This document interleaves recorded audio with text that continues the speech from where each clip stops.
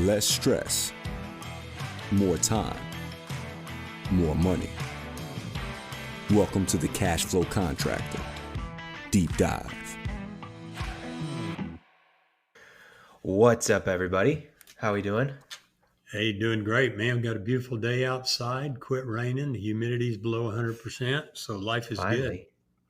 I have actually another podcast called Let's Go for a Walk, where I just talk about life and different things. And I've been trying to record it for the past like 4 days, and it's just been pouring in I'll wake up early and I'll go on a walk and I'll record it while I'm walking. Very informal thing, but it's been pouring in the mornings. I actually tried recording one morning and it was like water got in the phone. So I had to like not use my phone for the rest of the day, basically. So finally this morning I go to record because it's not raining. But I don't know if you guys were up around 6 or so, but the wind was like 25, 30 mile an hour winds. And we've got these pecan trees, 6 pecan trees in our yard, and they're just dropping everywhere. So I'm like recording the podcast walking, and they're just dropping on me like crazy. At least they're not coconut trees. Yeah. We're kind of nearing that phase in Oklahoma where it's kind of weird weather. Yeah, and we passed the other phase of weird weather in May and June, early June, when it's serious weird weather. You know, our contractor friends listening are going to be chuckling about wind and rain. Everybody wants to be a contractor in April when the first day hits 75 degrees and you got sun. The other life of contractors is the day after you got a 2-inch rain and you're walking through the mud and the wind's blowing, or you're out when it's 20 below zero trying to screw stuff together and get the job done because the client's mad at you. So, yeah. I was just talking to a contractor who said this week has been kind of a wash just because of all the rain. Yeah. Literally and figuratively. Huh? Yeah, exactly. Well, man, we're really choosing it's a tangible topic for sure, but I bet to most contractors this is not a tangible. They don't feel like it's tangible. It's fluffy to them. Maybe it's not important, not something they think about most of the time, but it's extremely important, right? Right. Well, they may not think of it in the terms that we're going to talk about it, but they're living it. And and as we'll see at the very end with the quote that we have at the very end, it's supremely important, and they either suffer or benefit by whether or not they get this particular topic right. Mm-hmm. Absolutely. Well, what's your company culture is our topic. Excited to dive into this, but Martin, we were talking about this just before this. There's a company that was in 1985 they started. Yep. And right from the beginning, they had their values written out. Yep. Hey man, you did. I was secretly texting you. Put the show notes up there, man, and there they are. But there's a well-known company, large, started in 1985. And they started with a culture statement that stated their values, and it was their statement was integrity, commitment, respect, and excellence. And by 2000, they had grown to 29,000 employees and $101 billion in sales, all under the banner of that culture statement, which reflected their values. And I mean, culture really matters, and I think we'll talk about that story again in a little bit, but for a lot of people it seems intangible, and it's like many things. Just because you're not keeping good books doesn't mean that you don't have numbers, right? Just because you're not using a CRM doesn't mean that you don't have contacts. They're just in your head or in your phone or on a spreadsheet or whatever. Same thing with culture. Just because you haven't worked on it and you're not intentional about it, there's a culture that exists. So what's your definition of company culture? Well, as saying again, kind of what you said, anytime more than 2 people get together, there is a culture there, period, end of discussion. That's a natural fact. Now, the question is, did you create the culture or did it happen to you? by luck or chance. But what is a culture? A culture is a collection of behaviors exhibited by people that reflect their values. Mm-hmm. And what the point of this podcast is that you want the culture in your company to reflect your values, the things that are important to you. And that's what it is. And there is a culture, and it does reflect values. If you haven't worked on it and haven't defined it, it's going to reflect individuals' values, and to some extent your values as a leader. But it's going to be a collection of values, and everybody has values. So it's going to be the collection that gets put together either intentionally or by happenstance. And I think if you just go to like some basic foundational things, you can see culture. Maybe not on the company level, maybe that's not so basic, but even just go back to when you were in school, you found a group of friends, and you found those friends because you had the same values, because the culture fit. And I've been in several situations where maybe through coaching with other coaches, or even some of my first jobs, where the culture was so difficult. It just felt like friction. It felt like I didn't belong. And to me, culture is all about belonging. Like, who really fits? What is the belonging there? And I'll talk more about that in a little bit.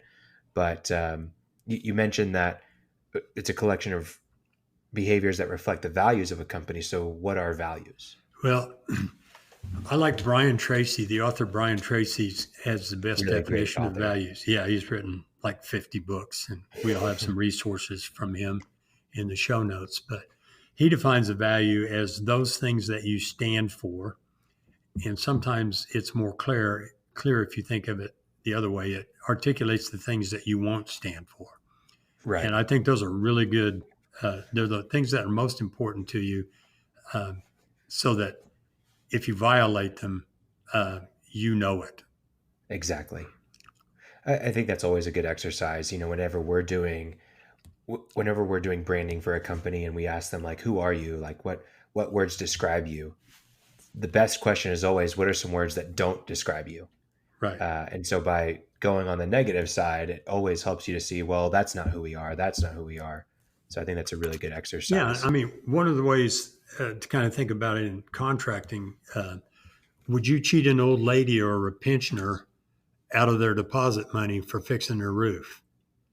That happens all the time. That's one set of values. If you would never even consider such a thing, that's a different set of values.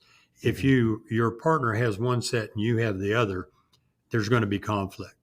Yep. Right. So that, whether it's in the work or whether it's in personal life. Yeah. Right. Outside, personal. Yeah. I mean, that is a little bit separate, but I have a number of clients in the past where personal values didn't match up, and there's always a source of conflict that comes from that, because personal values do come to the workplace. Well, and that I always tell it's who you are. That's what I always tell my employees. Like, I want to know what their personal goals are, not because I'm going to judge them off of it, but it matters. Like, you can't separate your personal life from your professional life. Right. They are one and the same. Yeah, maybe you're showing up and you do different things at one than the other, but who you are does not change. Right. And one of the things when I talk to clients, I have two things: beliefs and values. Beliefs are things that you hold to be true based on, like, I'm not a good salesman, or I am a good salesman, or those are things that you hold to be true based on evidence that you've gathered. And beliefs can be undone. You can think you're a bad salesman, then take some sales courses, learn some principles of selling, and become a good salesman. Values don't change. It's possible for them to change, but it just doesn't happen very often. Values are who you are. If you're honest and you respect people more than money, or vice versa, you respect money more than people, that's kind of who you are. And it's not easy to just change that. Yeah, absolutely. I agree. So what are some, let's go back to company culture. I know values, company culture, they're intertwined. Let's give some good examples. I know we've got several here, and I'm actually going to even talk about our own company, Benali. Right. But I'll go ahead and let you give some of a yours. place where you see values show up, and these are all good examples, but if I mention Southwest Airlines, a vision comes into everybody's mind when they hear that. Yeah. Two of their values, as stated, are a servant heart, and they expand on that a little bit to mean we live by the golden rule, treat others as we would have them treat us, and respect, to treat other people with respect. Another one of their values that's stated is to have fun, to be a passionate team player. Anybody that's flown Southwest or knows anybody who's flown You see it. Southwest, you know that those are their values or among their values, and that they mean it and they live it.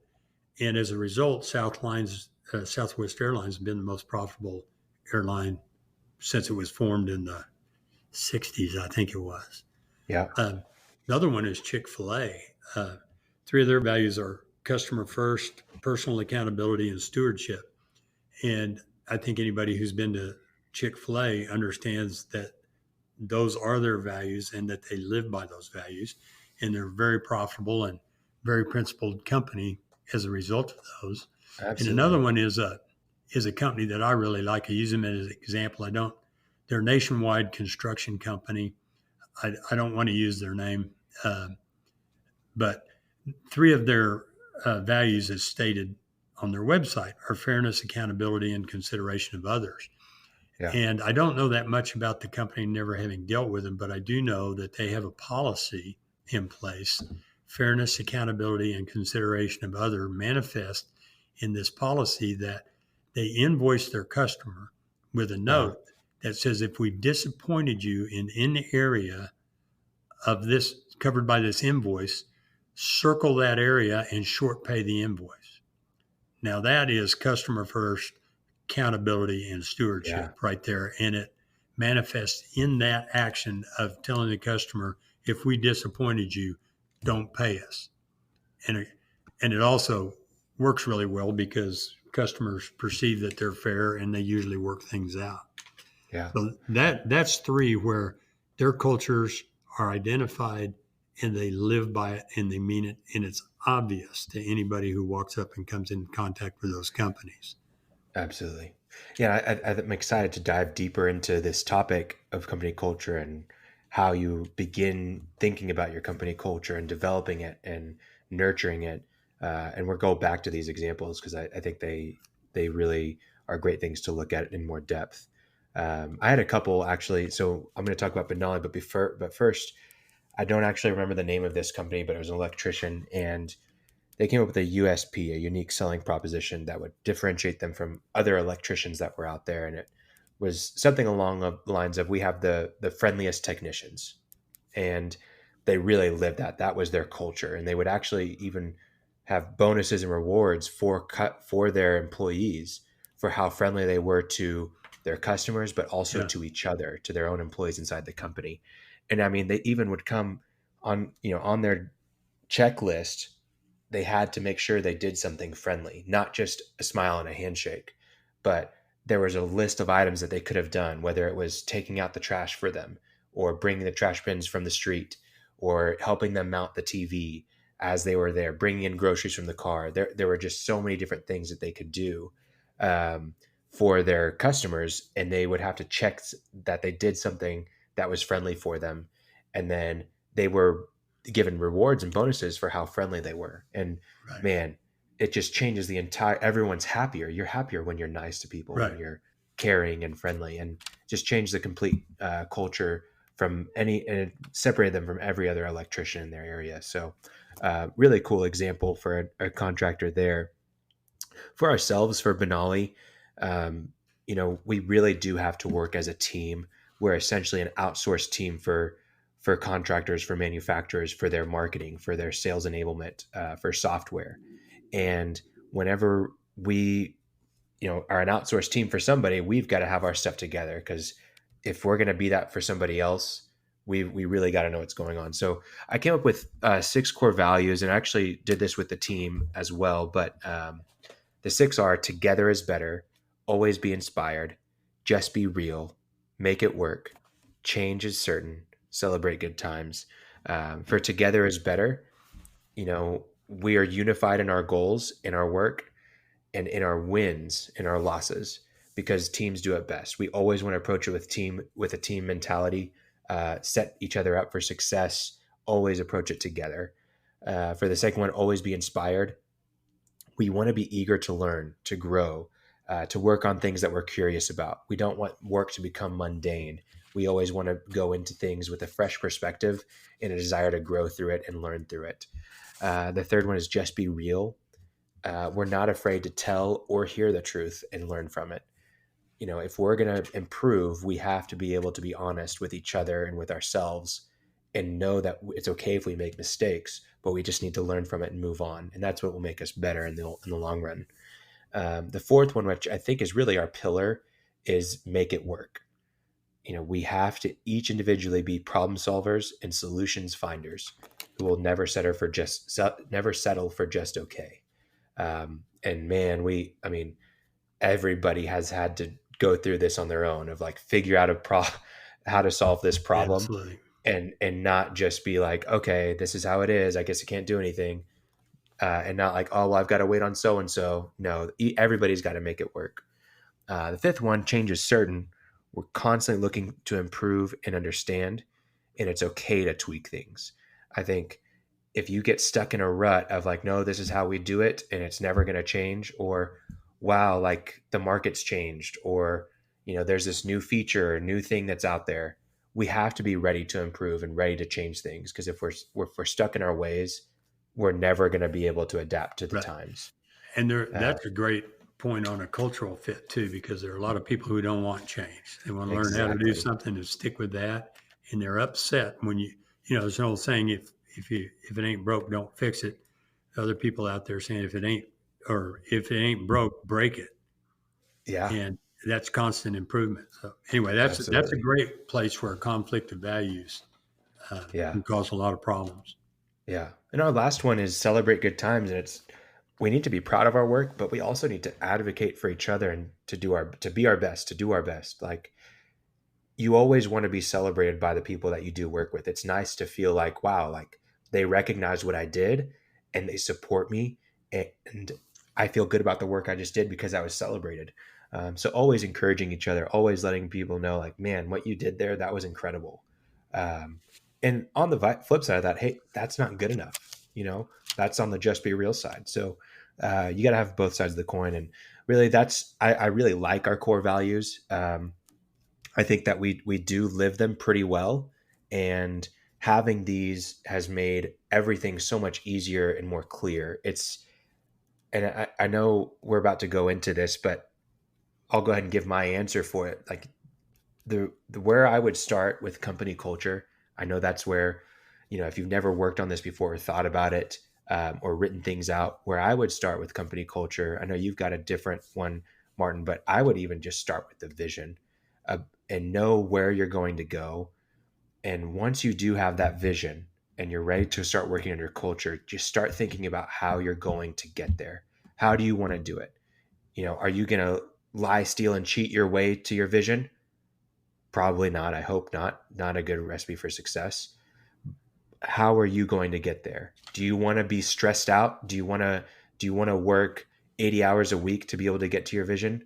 If that's it, if you're a grinder, put that as part of your values and put it in your culture statement. For us, it's really about doing good work, living honest lives, and challenging ourselves and knowing things are going to change, but becoming, the best person we can be through the process, developing ourselves. And so I think once you do know where you're going and you have that vision, then you're able to start to identify how you're going to get there. So Martin, I know you have a different thought. I think you probably fall in line a little bit with what I'm saying, but your place to start is a little bit different. Yeah. I mean, you need a vision always, so that you know which direction you're going. But when I treat that as a little bit of a separate subject. I'm never going to speak against the vision.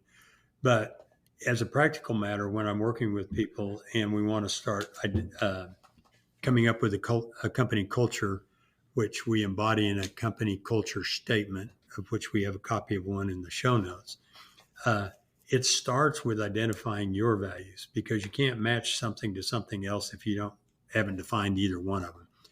Everybody who's listening to this may be driving around in a pickup going between jobs thinking, well, I don't know what, like you said at the beginning, touchy feely, fluffy crap. I don't want to mess with that. Well, Yeah. I guarantee you have values.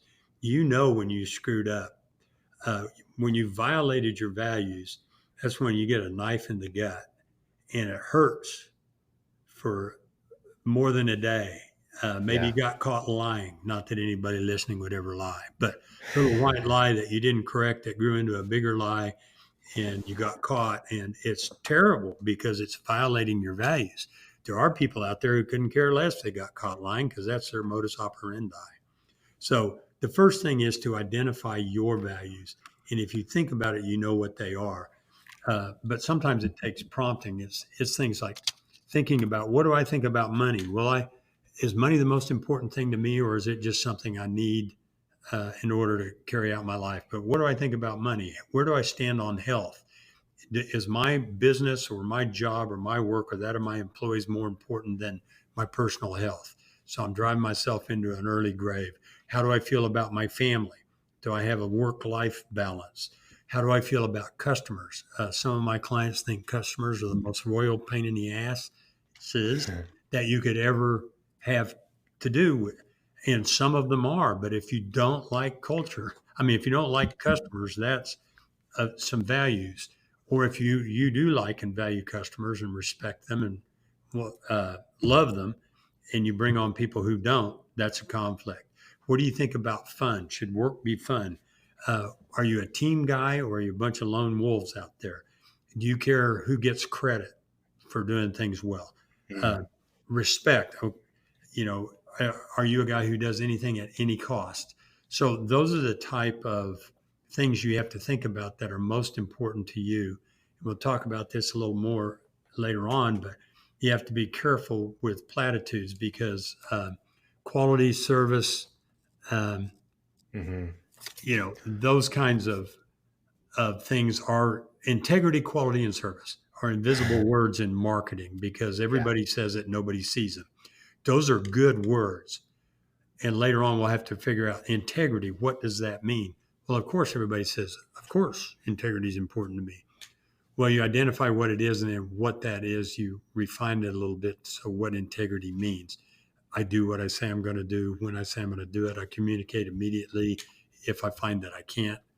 But anyway, so you start by identifying what's important to you and writing them down. And that's a good point. I encourage, just like you said, I encourage you, try to use like phrases and sentences to describe your values. Maybe you can sum it up in a word, but that actually just makes it really hard. If you can just start when you're identifying your values and use phrases like ours, we're not using single words like together is better rather than saying teamwork. Right. Teamwork we could say, but then that becomes almost an invisible word. Like everybody says teamwork's important. But if we say together is better, and then we describe it, we're unified in our goals and our work, in our wins and our losses, because teams do it best.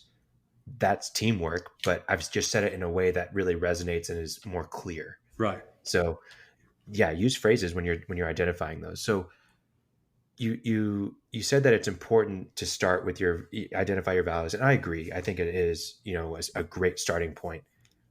How are you actually going to discover them? How do you actually, okay, I'm going to start working on identifying my values. How do I discover these?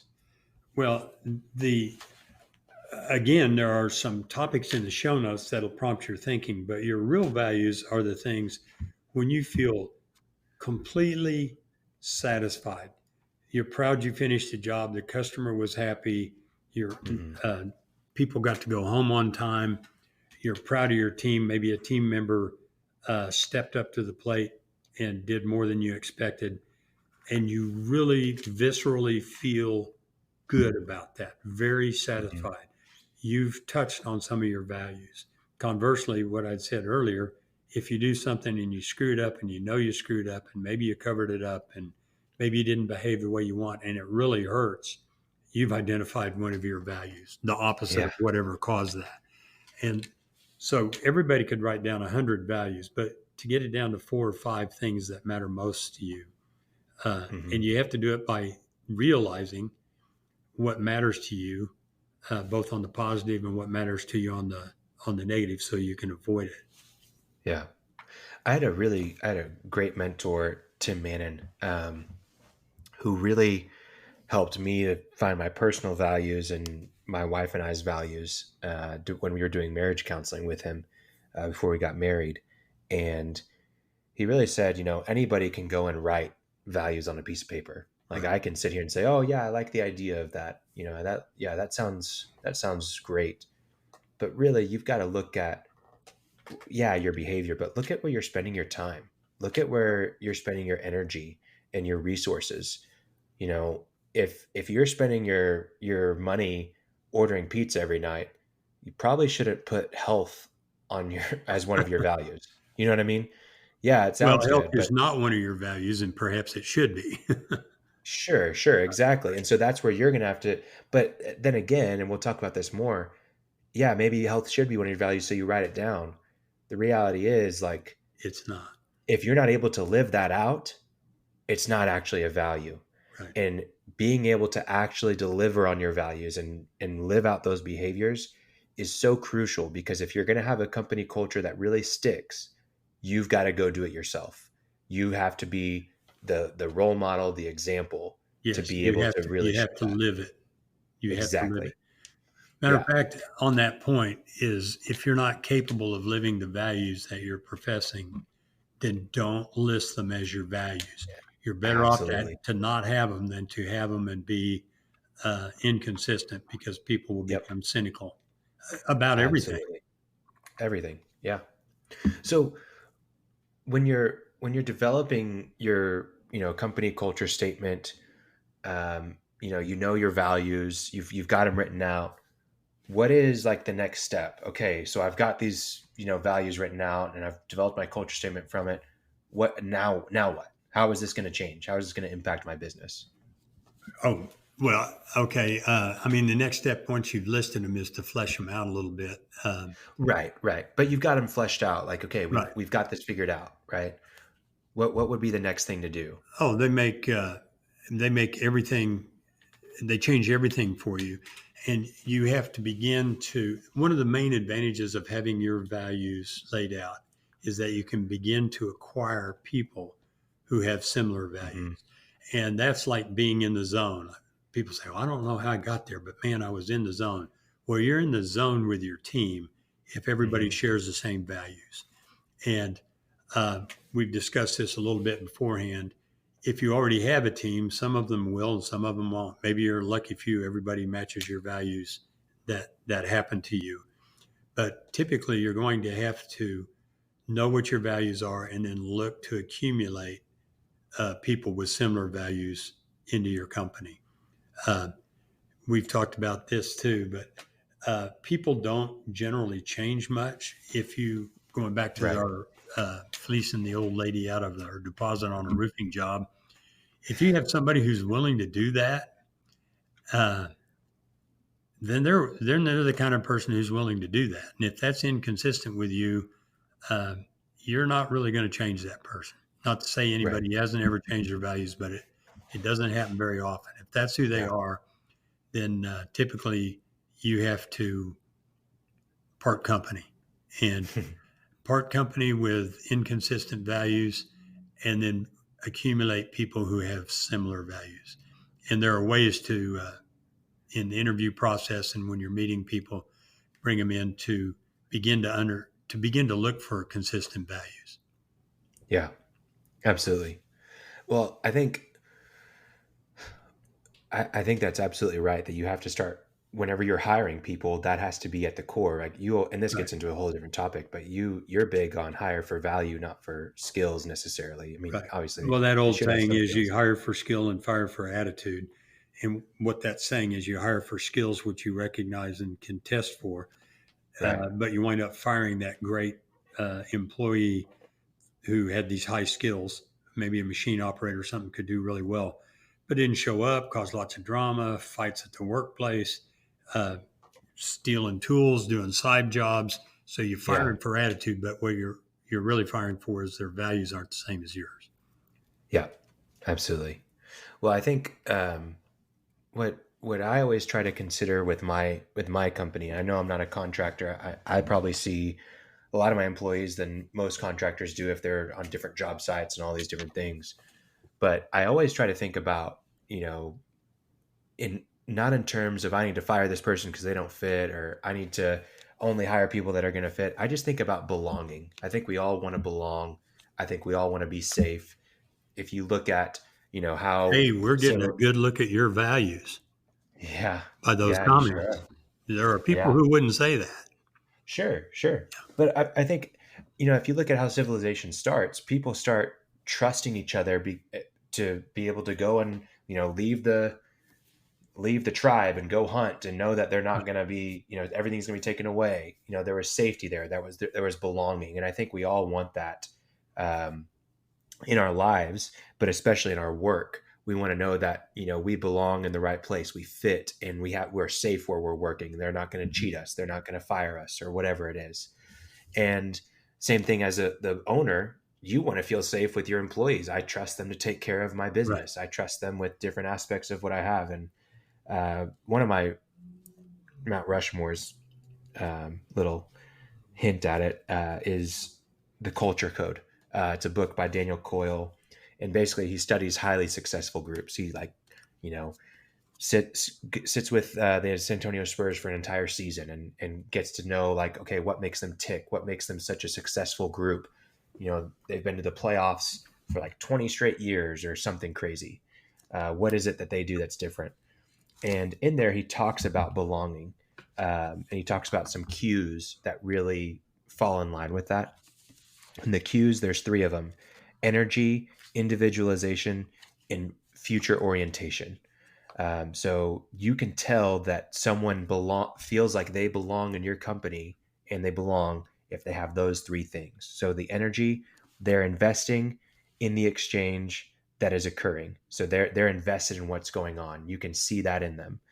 Individualization, they treat the person as unique and valued.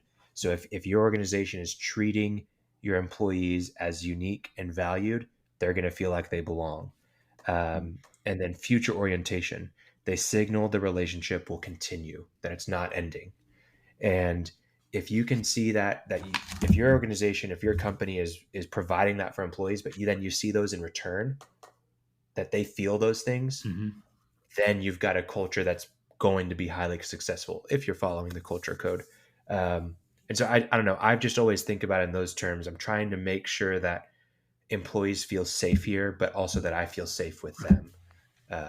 Those are really good, but I also emphasize we're hearing your values, which are magnificent values. I'm telling you, there are assholes out there don't give a damn about any of that. Right, you're true. Yeah. And employees, and I've met a number of them in my life, and sure. I've tried to change some of them, and I've found that's pretty impossible. Well, it's hard to say impossible, but it's pretty much. And it's hard if your values are that way, which, by the way, those are stellar values. And I've known that about you. That's one reason I like you so much. I agree with those values.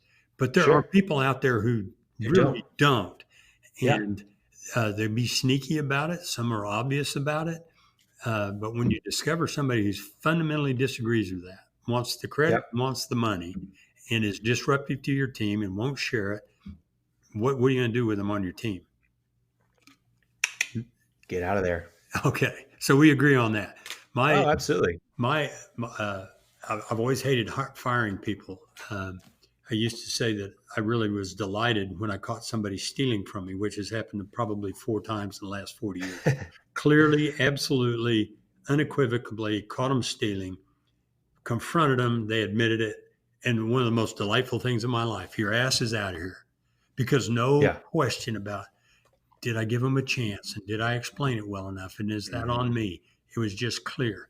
But as I gotten older and older, I kind of go back to my thing that if they value the Chicago Bulls and I value the Oklahoma City Thunder, that's not a fundamental, that's not a difference. But if they're willing to cheat that old lady and get away with it, and I'm not, that's a difference that's irreconcilable, right? Yeah. So I've kind of come, I'm a little more like, man, they just got to go. Everybody's got a place in the world, but your place isn't here. So Yeah. identify and accumulate and don't tolerate. Mm-hmm. Not, Mm-hmm. I mean, so we're not that far apart on that. You wouldn't tolerate people Well, that were just fundamentally different than you. but at the same time, like you've got to be able to find tangible ways that they actually don't fit the culture. And Oh yeah, yes and no. I mean, yeah, you see them steal. That's a really easy yeah. thing to identify. But some things aren't as easy to identify. And maybe Oh I'm yeah. doing it wrong, but the way that I've done it, I've got a one-on-one with my teammates, with my team, and we're a small team. So, if you've got dozens of employees, that's not really possible, but you can do this with manager. And we got one-on-ones once a week, but then we do quarterly reviews. And during those one-on-ones, we're always talking about the things that also are in the quarterly reviews, and we're doing small little updates. But that's the opportunity to correct the Oh yeah. behavior that's wrong. That's Yeah. the opportunity to give critical feedback, and that's the opportunity to give them a chance before it's too late. But if it's not working out, those employee reviews, we cover our values in maybe in roundabout ways, but we're covering if they're living out the values, and we rate Oh, them on that. you're making the exact case for having a culture statement, which is a list of values, Yep. because when you bring that person in, you have something to point to and say, uh, this value, in my judgment, you violated it. I mean, you have something to Yep. talk about. If you don't have a culture statement, if you haven't presented it to people and fleshed it out and explained it and lived it, when you bring somebody in, it's one of the things I hated more than anything else, firing somebody because they had a bad attitude. Well, what the Yeah. hell's a bad attitude? Well, a bad attitude is an attitude that violates your values and your culture. Yep. I mean, that's what it is. And if you haven't defined any of that, it's one of those things like, I guess I'm a soft heart too, because I didn't want to just fire them for a bad attitude, but they had to go because they had a bad attitude. Well, how could Yeah. I define it, explain it, measure it, quantify it? There's some people listening to us right now, I guarantee you, they say, I don't give a damn. His ass is out of here. Yeah. What's your Sure. problem? But there are other people, even big old boys, that kind of have a soft heart that, well, I didn't give them a chance, and they keep violating. But when you Right. have a culture statement and your values written out, you now have something more or less objective to point to and say, this is the issue. So Right. what you were talking about makes the case Yep. for why you have to have your values listed so that you have it to point to and they have it and they've seen it and understand what the expectations are. Yeah, absolutely. So let's talk about, okay, you're trying to, really be intentional about your culture. You're trying to make sure people fit in the culture. What if you're going through this and you're like, this is ridiculous. Like our culture is not in line with this right now and it needs to change. How do you reverse that? Well, the first thing is identify what your culture is and flesh it out. Right. And begin to make more objective judgments about the people, like this guy or that gal or whatever it is, that you can say, this is the problem. This is the problem. And you can do what you do and talk to them.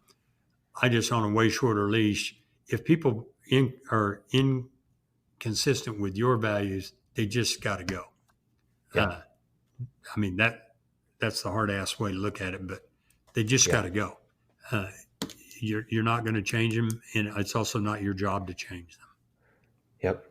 Absolutely. I think maybe I'm showing my values by doing that. I really care about people, but when you've got one that's just consistently wrong and inconsistent with your values, they just got to go, period. They'll wind up working somewhere. Yeah, they will. And I think ultimately it starts with you. We've talked about this already, but don't create a culture statement that isn't you. You've got to be yourself. And then when you're able to, if you've found something that's really yourself, it starts with you. If you need to reverse your company culture, either you need to be truer to who you are when you're hiring and making sure that you're finding people that belong in that culture, or you need to, rethink who you are acting as, Right. And start being a better example and start actually living it out there. Because if you want to nourish and foster a positive culture in your company that fits with you, you're the example. You have to live live the it. value. Yeah. You've got I to be think that we said example. that earlier, or maybe it was before the show, but if you're putting up platitudes, just saying it's because they sound good and it's not really who you are, you're better off to leave it completely alone Yeah, than to put absolutely. it up and be inconsistent. Yeah, absolutely. And then, if you've got those people that are, good apples and they're right along with you, that's who you want on your team. You've got to encourage and incentivize them, Right. incentivize their positive behavior that's consistent with the values. That's how you're going to continue to reinforce that culture, is if you're rewarding people for being in line with your culture. And then celebrate them, recognize them publicly in front of the company, on social media even, right? When they're living out the values that you want in your culture, if you incentivize it, people will take notice of it. They'll take notice that that's how I need to be acting. That's what's going to get me to belong even more, to find success in this company. And like I said earlier, I actually review my employees and rate their performance in line with our values. Right. I So, think there's an old saying, catch people doing something right. yeah. Catch them in public doing something right. Word of caution, we talked about this a little too. Some people don't want to walk up on stage and get award. It just Mhm. absolutely is there's the 5 languages of love in the business place. That's worth reading. But Yeah. you still want to recognize and acknowledge people. But some people, public recognition is torture. Some people would like to have a vacation instead or something like that. But the idea of living your values and recognizing other people when they do reinforces them. And, uh, and that is how you nourish and foster a positive culture in your business. Yeah. So we've talked a lot about company culture, how to identify it, how to create it, how to nourish and foster it, how to reverse it. What Why? What is the value? What's the value of company culture? Like, is there a dollar value that you can say that you can put on company It's culture? so far beyond dollars that it's hard to describe. Uh, Going from having contested difficulties with your team to having a team that's covering you, thinking in advance, helping Mhm. you, taking initiative, it's a quantum leap. Just Yeah. the ability to delegate, the ability to have time to work on your business, the ability to take some time off, uh, to have a culture of trusted allies who Yeah. share your values is just a lifestyle. Yeah. And it manifests itself as money too, because things, the saying, we want all the guns pointing outside the foxhole. Hmm. You got some of them pointing inside. It's really distracting. So uh, you don't have as much turnover among people. Customers can tell. That's the thing about Southwest Airlines. Every customer understands that they have a fun culture at Southwest Airlines. Either that or Yeah. they've been faking it really well for a long time. Okay. Yeah. You get your time back. You get the use of their brains because they're collaborators working with you rather than detractors just trying to figure out how to get out of work or do the minimum. They're Yeah. just It's just countless benefits to It's working with a it's team you that can't shares put the a same dollar value values. on it. Right. Yeah, you can't put a dollar value on it, but it is priceless. I Right. think I think you're absolutely right. And I think if you look at, there's so many things, you've talked about the happiness of your employees and, less turnover and getting time back and a collaborative team, but even just like culture's the best marketing. Like, Absolutely. if you like that electrician that I gave the example of, whenever they're living out that USP of the friendliest technicians, um, man, that stands out to customers, and they're like, wow, like I want to do business with them, and I'll pay a premium for it because they're friendly, and I love that about them. Southwest Airlines, they have people that are like, I hate traveling on United or on American. The flight attendants are jerks and they don't enjoy their job, and I can't stand it. But when I go on Southwest, I feel at ease and I have peace of mind, and I'm not worried about how I'm going to be treated. Right. And it's always a guess with American or whatever it is. And people will choose Southwest because of that alone. They don't care about the price, even if they do have the best prices. They're loyal to it. Yeah, there's another point too, is that your competitors can always duplicate your systems. They can never, ever duplicate your culture. Yep. So if you have a culture that's resonating with your customers, respect, timeliness, communication, things like that, because that's what your culture cares about. A guy can come in and buy the same equipment you do and the same parts that you do and bid plans the same way. And he might even be able to do it in the same amount of time, but he can never duplicate your culture. So Absolutely. It's a major competitive advantage when it's working for you. It's a competitive disadvantage if it's not. Yeah, there's a good example of Uber and Lyft. I mean, they literally do the exact same thing. Right. And I mean, you'll even see, it's so funny, whenever you get picked up by one of them, they've got both of the stickers on their car or whatever it is. But people will choose, and I'm actually one of these people, like there was a huge, multiple dozens of accounts of like sexual harassment inside of Uber.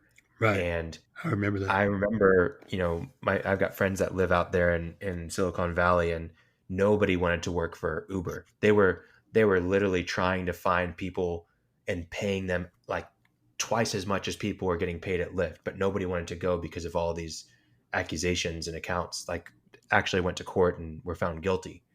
And I mean, that's a competitive advantage with hiring for Lyft. But then Lyft was paying their drivers more. And so people were like, oh, I want to use Lyft now because these people deserve to get paid, not the big man or whatever. And so anyways, it's but we also learned a lot about the values of the people in Silicon Valley who valued their work environment and peace of mind, or however you want to, more than the double the money. Right. Sure. So, absolutely. I mean, that's telling us what their values were. Exactly. So it's a really important thing. It is very difficult to think of it as tangible, but if you work on it consistently and you emphasize it, your employees will start to see that it is tangible, right? And you'll start to feel that it is tangible for sure. So let's jump into our Mount Rushmore segment. Finally, Martin's favorite time. We got some noises here, right? Let's see if we can get the volume right. There we go. I'm not sure that's right. So Mount Rushmore culture musts is what we're doing. And I don't even know if that's the right way to put it, but really just some things that if you were getting started on culture, these are the top 4 things that you would start looking at. Well, the first one is a book by Brian Tracy called Focal Point.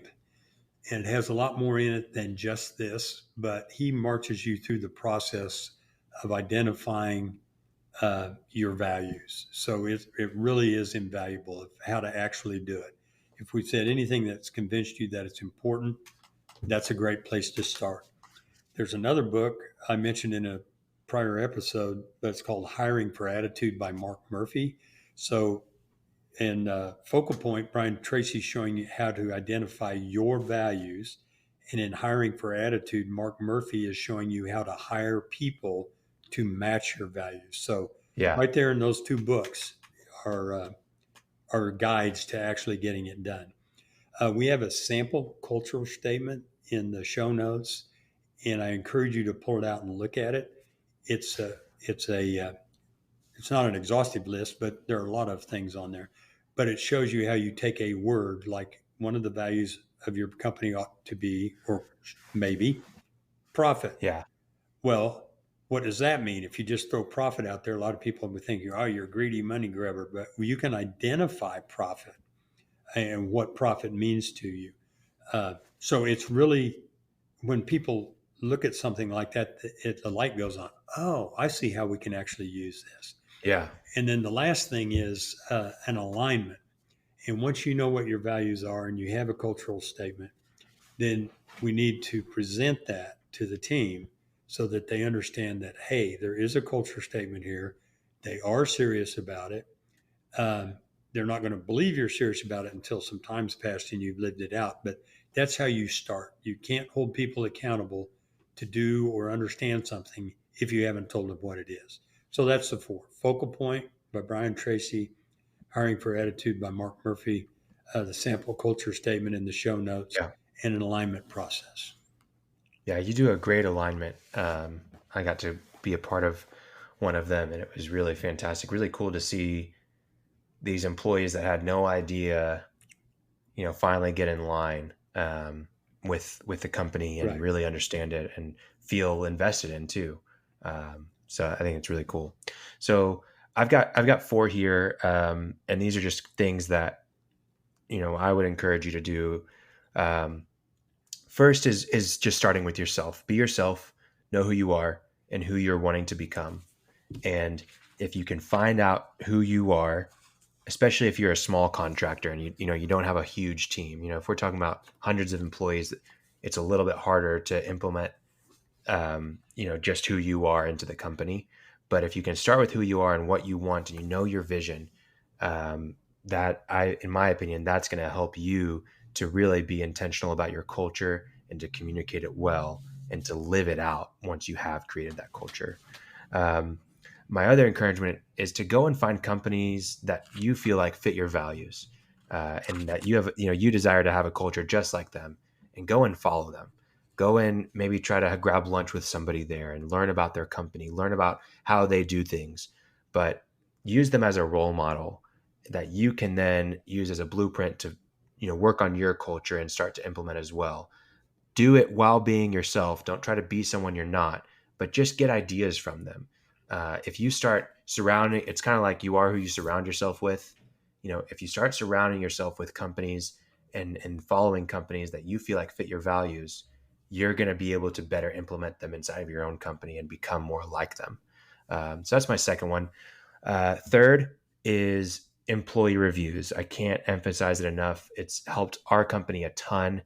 And I'm always so surprised by the amount of people that are companies that don't have like a quarterly review process or even really an annual review process. It's like a 5-minute, hey, how are you doing? All right, you can do this better. That's it. But on my end, it's helpful as an owner, but on my employees' end, it's super helpful to have clear expectations, to know what's going on, and to be evaluated. So highly encourage employee reviews. Last one, I mentioned it earlier, Culture Code by Daniel Coyle. Really great book just in general, but will definitely help you think about culture in a different light. And not just in terms of, what is a good culture, but what are the secrets of highly successful cultures. So that's my encouragement. Those are my 4. Yeah. My top one there is be yourself, know who you are. That's my George Washington. Martin, what do you got? What's your top one? Oh, I think my first one will be the sample culture statement in the show notes. It'll show how it can be done and take kind of the mystery out of it if it's still mysterious. Absolutely. Well, give us our quote of the day. Well, this is by Louis Gerstner. He's a former CEO and chairman of IBM, and he reflects my own experience over the years of being in business. I came to see that culture is not just an aspect of the game, it is the game. And that is so true. Yeah, that's interesting. That's really interesting. It's so funny. Like, yeah, we're going to have legacies for our companies one day, whether they're good or bad. But, at the end of the day, it is, it's what's going on right now. It's the quality of life that you lived. If you enjoyed it, you never want to be just working for something and grinding that you don't enjoy and you spend your whole life doing it and it amounts to nothing. Right. And so I think it's so true. Like if you're doing something, make it worthwhile, enjoy what you're doing and feel like it is the right thing to do. And if you have a good culture and you're fitting in it, that's what's going to really make that happen. More broadly stated, in my 46 years in business, even 20 years ago, if you'd have talked about this kind of thing, we called it touchy-feely, and I would spit on the ground. I mean, I just hated it. Just Just do your damn job and get it done by Wednesday and blah, blah, blah. Since I've been coaching and worked with over 300 companies, I have come to realize that the action is between your ears, and values is a huge component of that.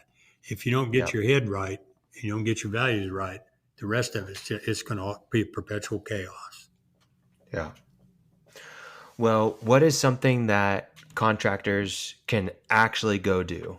Okay. Well, I mean, I think we'll also put a link in there. Brian Tracy has a list of about 150 values.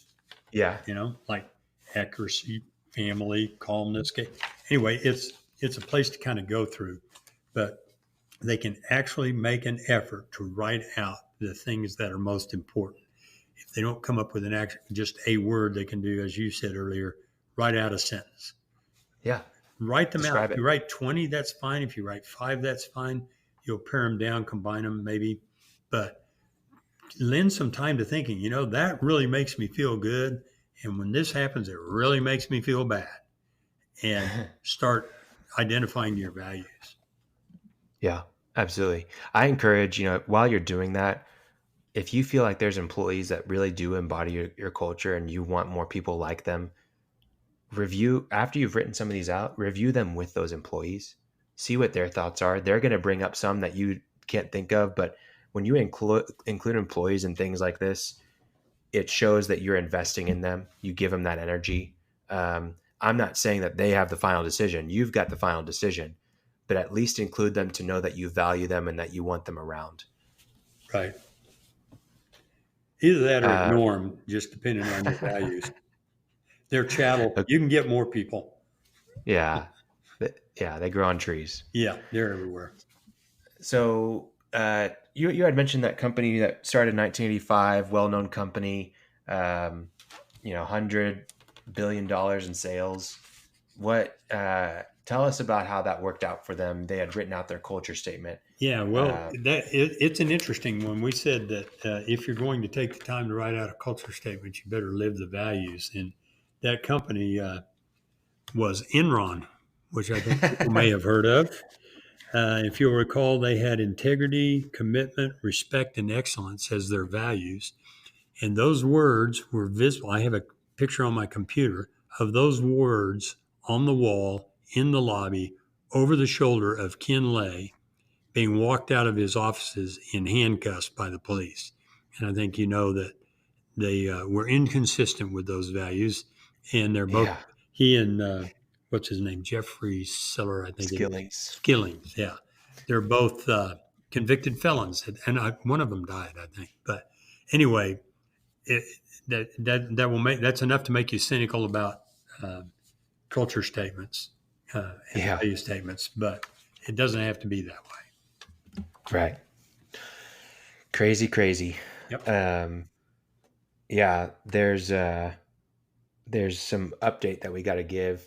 Normally we finish every episode with Intern Insights, but we've got to change the name.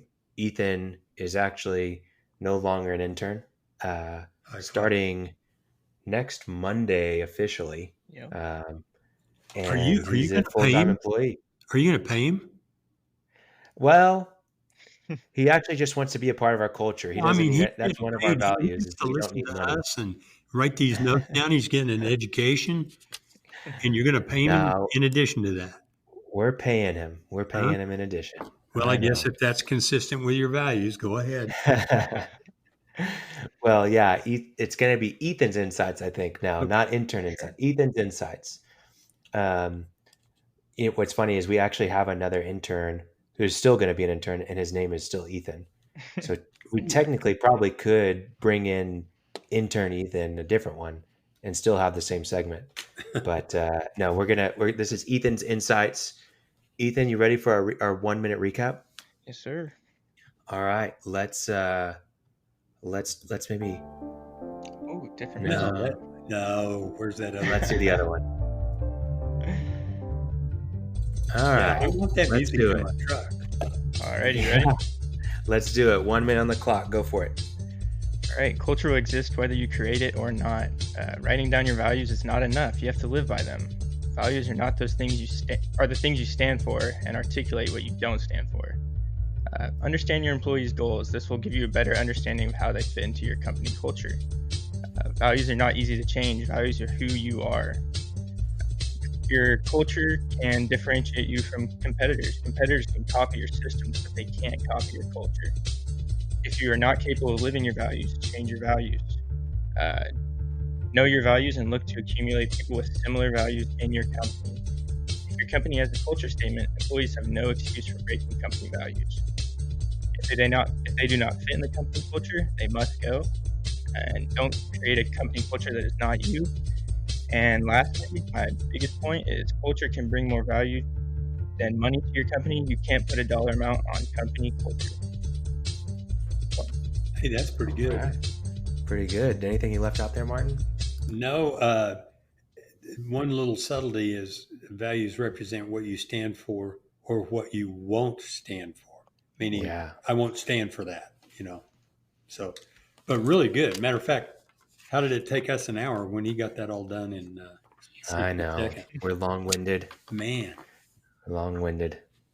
Yeah, it's tough. We'll know it's bad if people just start forwarding to the last minute. Cut past us, and Ethan starts getting job offers. Yeah, there you go. Excited to. I think we're going to do some shorts, probably around some of the areas we talked about, and excited excited to hear what people think about this. And really, really cool. I hope that there's great cultures that are birthed from this inspiration from this talk today. So if you do have any stories about your culture or anything like that, we'd love to hear them. You can reach out to us in the show notes or the cashflowcontractor.com. But hope that we're helping you on your journey to less stress, more time, and more money. Thanks for listening to The Cashflow Contractor. Check out our website in the show notes or visit thecashflowcontractor.com. What's up, Cashflow Contractors? Khalil here. Thank you so much for getting to the end of this episode. It means the world to us that you're listening. I've got a favor to ask. So we are looking for contractors who would like to have a free consult with myself and with Martin for about 30 minutes to an hour. We'll basically just ask you questions about your business, about what it's like for you to work as a contractor, and then we will answer any of your questions specific to your business. Then we'll make that a live episode for other contractors to learn from, to engage with. And we think it's a great way for people to really see clear, specific answers to problems that contractors have. So if that interests you at all, we're not going to share any of your information.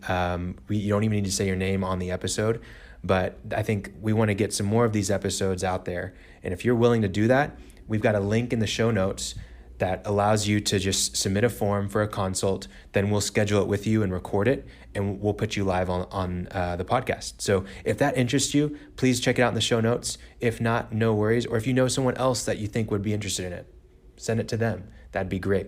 But appreciate it. Thank you so much for joining us. And we hope that you're finding less stress, more time, and more money. Thanks.